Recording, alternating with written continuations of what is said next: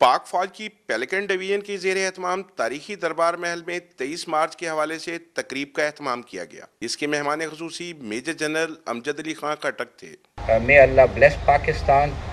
पाकिस्तान पहले मजबूत था, पाकिस्तान अभी नाकाबिल तस्खीर है, इसको कुछ नहीं हो सकता। Long live Pakistan. तकरीब में मुख्तलिफ मकतबा फ़िक्र से ताल्लुक़ रखने वाले अफराद ने भरपूर शिरकत की। लाइट शो के जरिए दिखाए जाने वाले मनाजर ने करारदाद पाकिस्तान और क़याम पाकिस्तान की याद ताज़ा कर दी।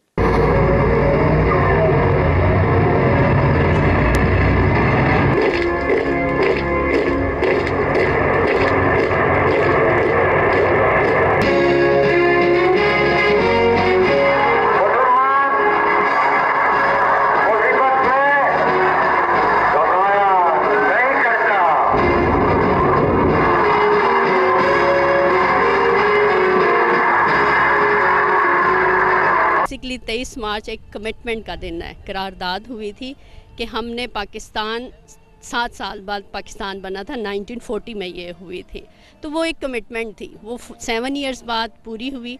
हमारी कमिटमेंट अपने मुल्क से, अपने पाक वतन से ये है कि हमने अब इसको मुस्तहकम करना है।